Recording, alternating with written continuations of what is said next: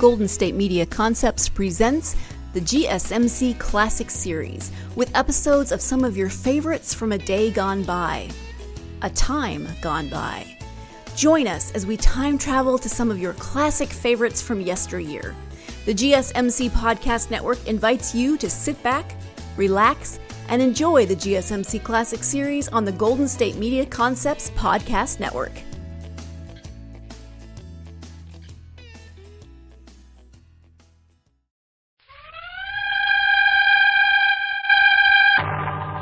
Presents The Adventures of Ellery Queen.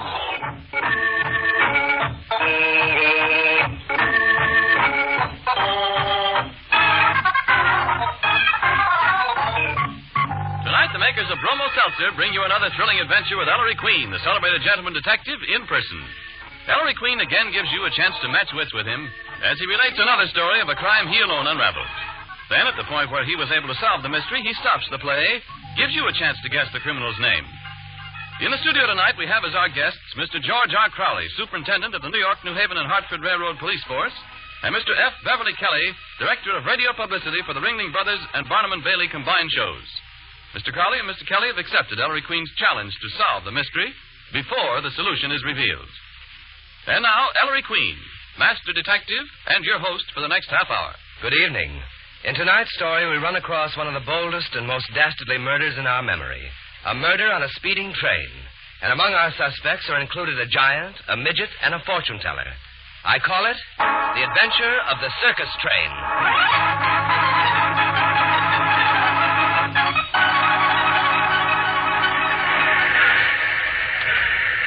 I'm sure glad this Chicago case is wrapped up, Inspector. Yes, Bill, it'll be good to get back to New York. Ellery, can I take it? Yes, Dad. Ever know Ellery to forget anything? Here's our Pullman. Oh, who's this? I'm the station master. May I see your ticket? Oh, what's wrong? What's up? Sorry, Mr. Queen. The Army's requisitioned all available space on this train. Your reservations are canceled. How about the next train, Station Master? Well, the earliest accommodations available are on the special section of the 11:59 tonight, Mr. Queen. It has 3 compartments left. We'll take them. I'd better tell you about it first, sir. That section's carrying Marco's Mammoth Show, the Midwest Circus outfit. Oh, that'll be fun. You mean we have to travel with tigers and elephants and get sawdust in our hair? Not quite, miss. Your accommodations would be in the end car. It's an all-compartment car with a small lounge and bar at the rear. Mr. Marco himself travels in that car, and his business manager, John Brady. Well, we certainly don't object to traveling with Mr. Marco and Mr. Brady, Station Master. But they're not the only ones in that car, sir. Look, if I got to double up with a talking snake, I'll walk in them. Who are the others? Well, there's Goliath. He's 8 foot tall. Goliath, the circus giant? Yes, miss. Then there's Captain Pinky. He's a midget. And Madame Zara. She's the circus fortune teller. They're nice folks. Been with Marco's circus a long time, but I thought I'd tell you. Ever since I was a kid, I've had a yen to travel with a circus. What do you say? Well, we don't mind one bit, Station Master. Okay, Mr. Queen, I'll fix it. Ought to be an interesting trip.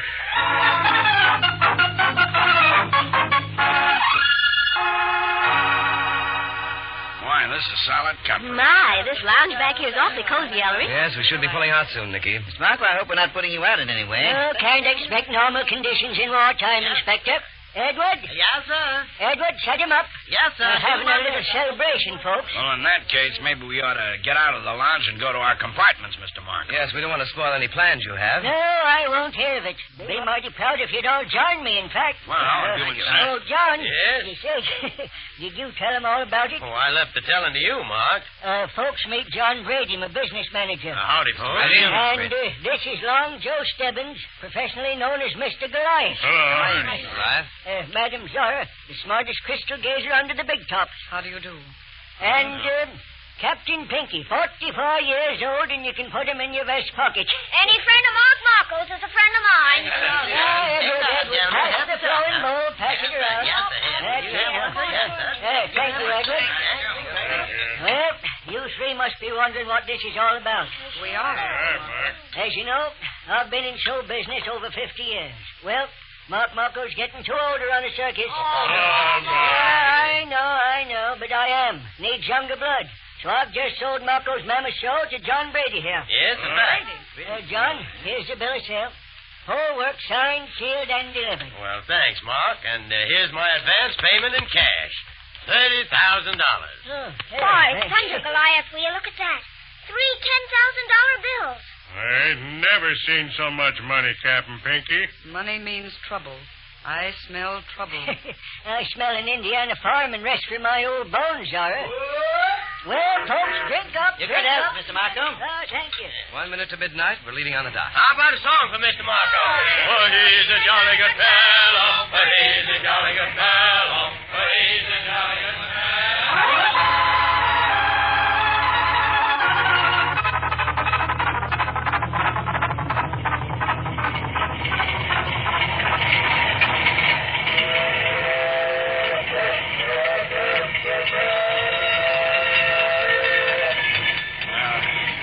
Pretty late, Maestro. How's about we get the hazy ways? I suppose we may as well, Sergeant. What's bothering you, Ellery? Why do you want to come out here on the front platform of the car? To clear my head, Dad.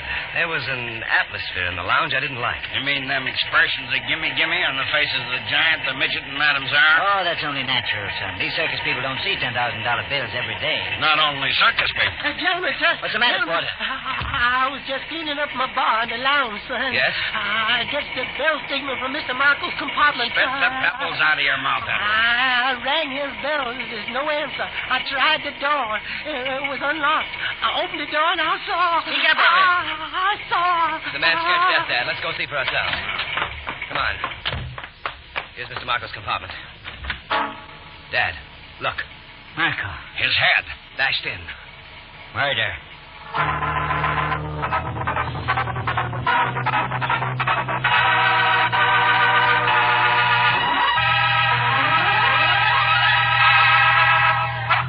And there, ladies and gentlemen, you have the beginning of our story. We'll be back in just a moment to tell you more, but first, Ernest Chappell with a mystery of his own. And it bids fair to be as baffling as any mystery Ellery's been up against. By the way, folks, what's your batting average? Mrs. Neely Jarvie of Lakewood, Ohio, is frank to admit that she and her family haven't piled up a very imposing score of correct deductions, but she says they still get a big kick out of trying to decide who done it.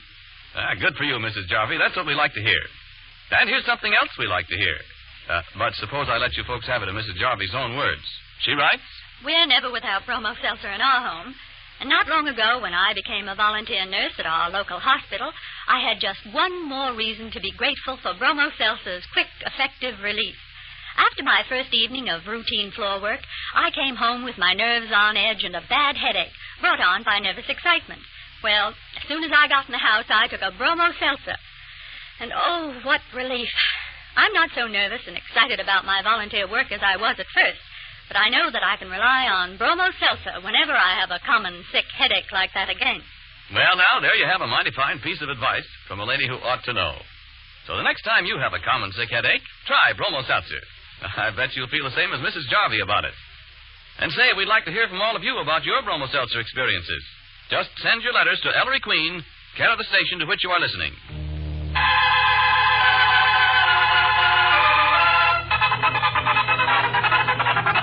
And now, back to our story. It's a short time after the discovery of old Mr. Marco's body. The car has been locked, front and rear. Nicky has been awakened. But, Inspector, how did it happen? That's what we've got to figure out, Nicky. Ellery, Billy, and I were standing on the front platform from the time the party in the lounge here broke up. And we know no one from the forward cars came into our car or left it. And the two conductors were sitting at the end of the lounge near the rear platform, Nicky, checking their tickets. And both conductors say no one got into the car through the back. So, Mr. Marco must have been murdered by someone in this car. That's the size of it, Nicky. But who? Which one? The two conductors alibi each other, and they both alibi the porter. So the killer must be one of the four circus people. That nice old man.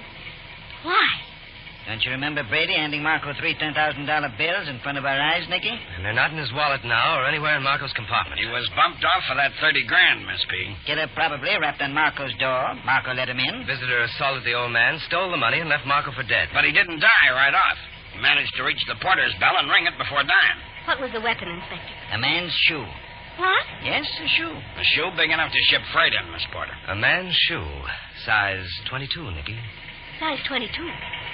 But a shoe that size, it must be the giant. Goliath must have killed Mr. Marco. And used his own shoe, Miss Porter? And to top it off, left it in Marco's room for us to find? No killer would be so simple-minded, Nicky. The big boy's being framed. Only question is, by who? Well, Dad, we better start asking questions. Yes. Billy? Yeah? Call them out of their compartments, one at a time. While we're tackling each one, you search his compartment for that dough. Okay, Inspector. Well, son, this case is a cinch. Marco was killed for the 30 grand. So when we find the cash, we find the killer.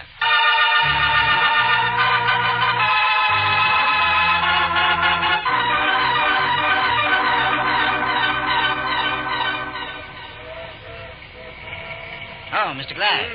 Sorry the sergeant had to wake you. Oh, what time is it for crime's sake? Ellery, he's hobbling. You'd hobble too, Nicky, if you were wearing only one shoe. How come you got on only one shoe, Mr. Glad? Oh, darned if I know, Inspector. When I went to bed, I put my shoes in that little do-jigger on the floor of the compartment. I know. There's a little closet, that the porter can open from outside and take out your shoes and shine them during the night. Huh? Mm-hmm. Well, sir, just now Mr. Bealey comes fetching me, and I look for my shoes and that shoe thing. Doggone if somebody ain't stole one of my shoes. What am I going to do? It's the only pair I got. We hit Pittsburgh in the morning, Mr. Glad, so we'll send out for a pair of shoes for you then. Huh. Ain't a shoe store in Pittsburgh or anywhere else carries size 22. Oh, Inspector, what do you want me for? Come into Marco's room, Glad, and I'll show you. Sure. Ellery, I can't look. Stay out in the corridor, Nicky. Well, where's Mr. Marco, Inspector? What's under that piece of newspaper? Yes? Mm-hmm. Your shoe, Mr. Glad. Well, I'll be... What's blood doing all over? What's under that blanket? Mr. Marco, he was murdered tonight with your shoe. Murdered? What happened in there? Goliath fainted. Henry, revive this 8-foot he-man. Right, Dad. And Nicky, call John Brady in here.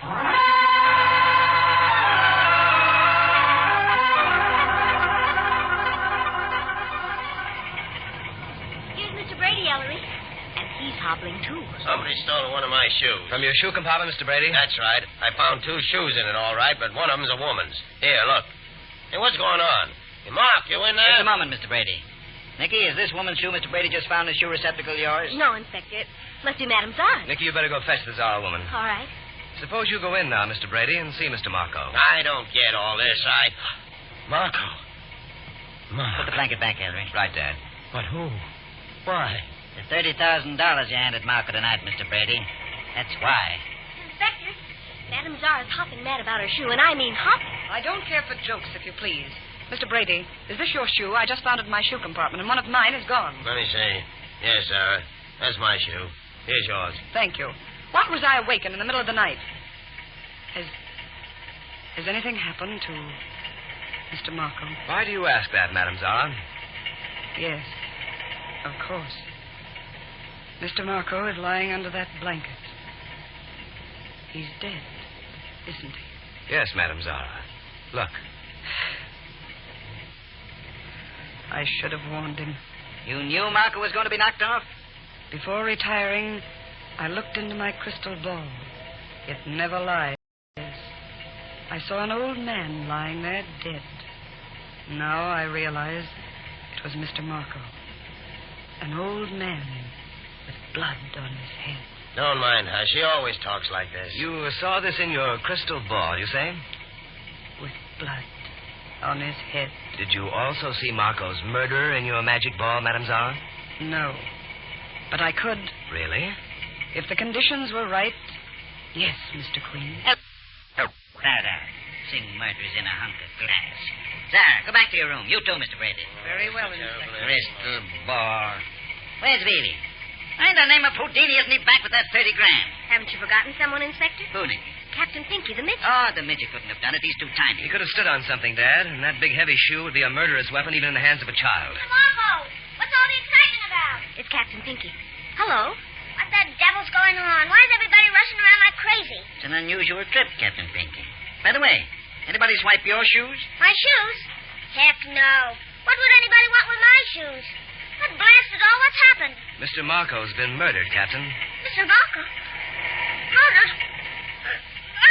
Oh, dear, he's crying. Midgets, giants, crystal balls. Inspector. Bealey, well, where'd you find the money? I didn't find it, Inspector. You did? I searched every compartment, no dough. Could you find your head? Where are we now? A half hour out of Fort Wayne, Indiana. At the next stop, wire Pittsburgh to have some detectives waiting for us when we pull in tomorrow morning. And give this car and everybody in it a vacuum cleaning, Bailey. even if the Pittsburgh boys have to go to New York with us. Very well, sir. Risky bore. I'll show you how to solve this case, Ellery. Find that money, and you've got Marco's murderer.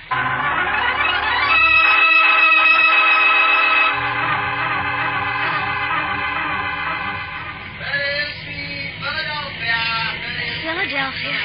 Time's keeping Bailey and those Pittsburgh men. Still searching after 10 hours. The money must be in this car. Dad, I've got it. Where the money is, son? No, I mean the explanation for that shoe mix-up. Huh? Killer wanted a weapon that couldn't be traced to him, so he stole one of Zara's shoes from her receptacle. But realized it was too light as a weapon. So he rifled Brady's shoe receptacle. And then decided he wouldn't use either one's. He'd use Goliath's shoe. That would make a weapon. So he stole Goliath's shoe. And in putting back Mr. Brady's and Madame Zara's... He made a mistake and mixed them up. Inspector Queen. Huh? Oh, Goliath. How much longer do I have to walk around in my socks? I want my shoe. We're checking it for fingerprints, Mr. Goliath. You'll have it back by the time we reach New York. Would you wash the blood off? Sure, Mr. Goliath. Right, Inspector. Ellery, I made up my mind. I'm arresting Zara. Why Zara, Dad? She knew Marco was dead, the only one who did. How could she have known unless she bumped him off? Well, that is a puzzle, how she knew. Dad, she claims she might see the criminal in her crystal ball. Why not call her bluff? See whom she accuses. That's an idea. Okay, we'll try it. I have a hunch Madame Zara has something up her sleeve, and it isn't a crystal ball.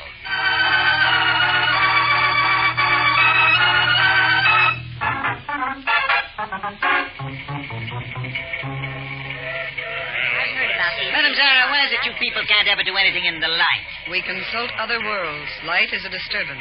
I must have darkness. Hocus pocus. Conductor. Yes? Switch the lights off here in the lounge. But tell Sergeant Bailey to have both ends of the car watched. Yes, sir. You will all join hands. This is silly, Ellery. She knows it's silly, too, Nicky. Zara's trying to tell her something, using the seance as a cloak. There go the lights. I must have quiet, or my crystal will tell me nothing. Come, appear. You who shed Marco's blood, appear in the crystal of truth. Ellery, it's getting a faint Appear glow. in the Phosphorus, crystal of Nicky. truth. Quiet. The one who spills the blood of old men. He takes shape. His face. It comes out of a mist. In a moment now, I see him. I see him. Much obliged, Madame Zara. Who done it? The spiller of blood is... Madame Zara, why do you stop? Zara. What's the matter? Conductor, turn on those lights. Ellery, do you think she's... Here are the lights. Zara. She's sitting so still. Zara, come out of that now. She's in one of her trances. Oh, Hugh, I thought she was dead, Mr. Brady. Gosh, Captain Pinky, so did I. Wake up, Zara. Thank goodness. Whose face did you see in that thing? I must not tell you. Not yet. Oh, and why not yet? The time isn't right. Perhaps later. Madame Zara, you're a first-class fake. Fake. I'm not going to stay around here and be insulted. All of you, back to your compartments. I don't think this, Inspector. So that's that, Ellery. Well, Inspector. Oh, really? Well? Boy, am I pooped. Find the money, Sergeant? Those Pittsburgh guys and me, we've gone over this car 3 times. No dough. What? Billy? Look, Inspector, we tore those blamed compartments practically apart. You saw how we searched this lounge, the bar, the porter's pantry, the light fixtures, the radio, the Well, do you want me to go on? How about the people, Sergeant? Yeah, head to toe. Clothes, luggage, cigarettes. We even examined Zara's crystal ball. We searched the 2 conductors and the porter, too. No doubt. Billy, you're a crook's idea of Santa Claus. Huh? Start all over again. I want that $30,000 before we reach New York.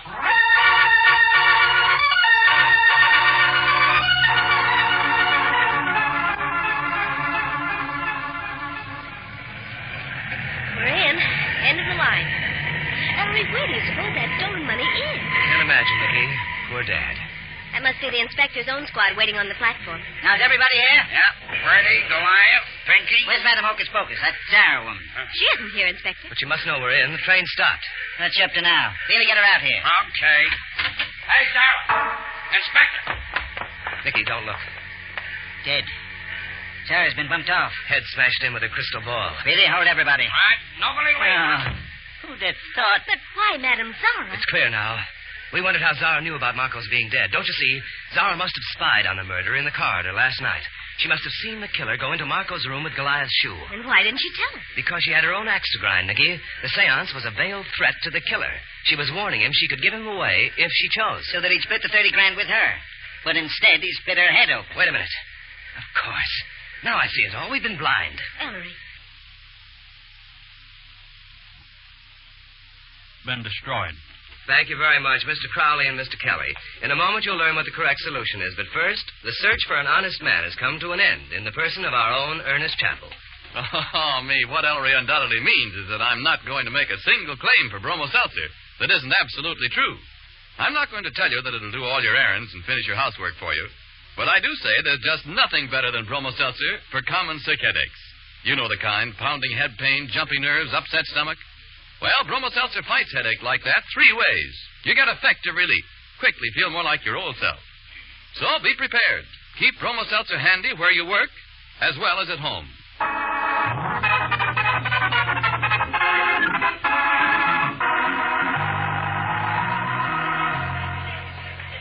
right, inside. Come on.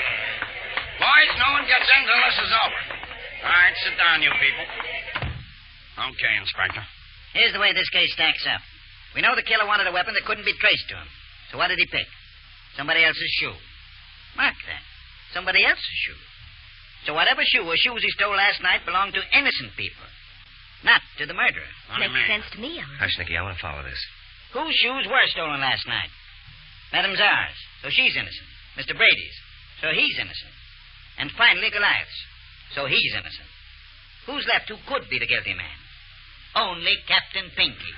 Captain Pinky, where'd you hide that dough? But I didn't kill Mr. Marco. Dad, haven't you left out one possibility? What possibility, son? That the murderer wanted you to think just what you do think. That the crime was committed by the one person whose shoe was not involved. He deliberately involved all the shoes but Captain Pinky's. He was framing Pinky? I'm afraid so, Dad. The big point of this case is one you made yourself repeatedly. That to find the killer, we had to find the money he stole. But we didn't find the money, son. And why didn't we? Because it wasn't in the car. But it was in the car, Dad. It had to be. Hurry, the car was practically demolished. Everybody and everything in it was searched. That can't be, Dad, or the $30,000 would have been found.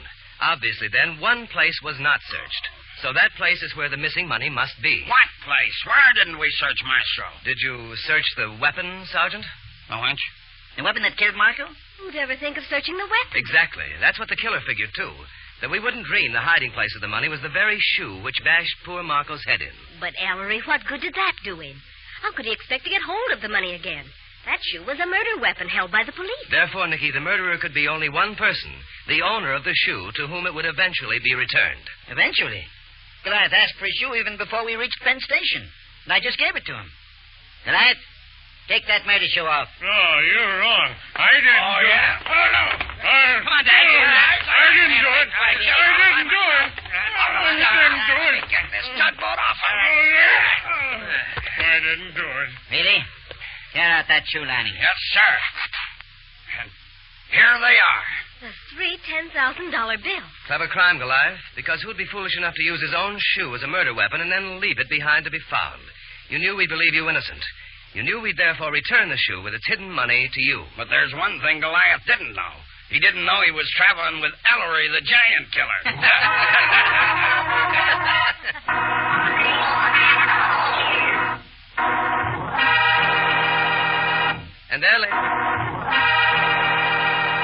And there, ladies and gentlemen, you have the solution to the mystery. I want to thank Mr. George R. Crowley and Mr. F. Beverly Kelly for appearing as guest armchair detectives this evening. And we have for both Mr. Crowley and Mr. Kelly a personal gift from Bromo Seltzer, an autographed copy of my new mystery novel, There Was an Old Woman, just out this week, and a subscription to Ellery Queen's Mystery Magazine.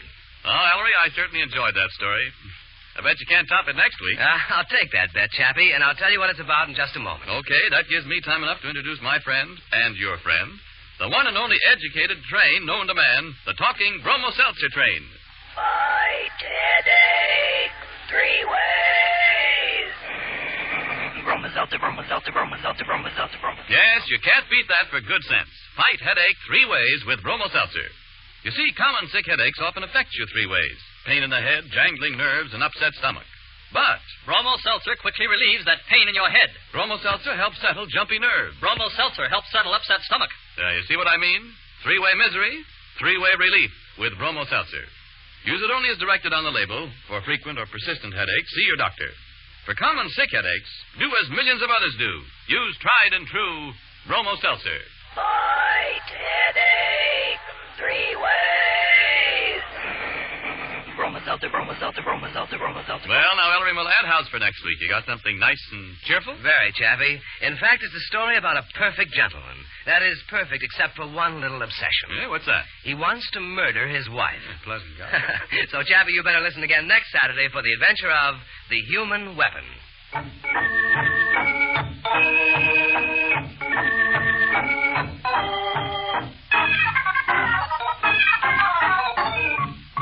And don't forget the other great Bromo Seltzer Show friends, Vox Pop, the show that travels America.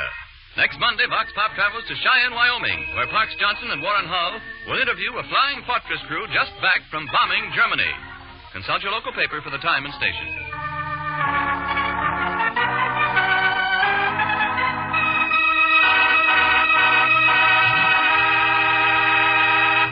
Music for The Adventures of Ellery Queen is by Charles Paul. Production is directed by Bruce Cameron. This program came to you from New York. This is the National Broadcasting Company.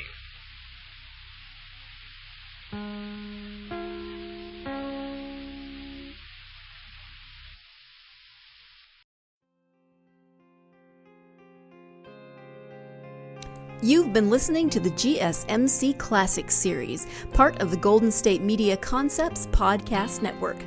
Follow us at www.gsmcpodcast.com and find all of our timeless programming by typing GSMC Classics into any podcast app, including Apple Podcasts, Google Podcasts, SoundCloud, Stitcher, and more.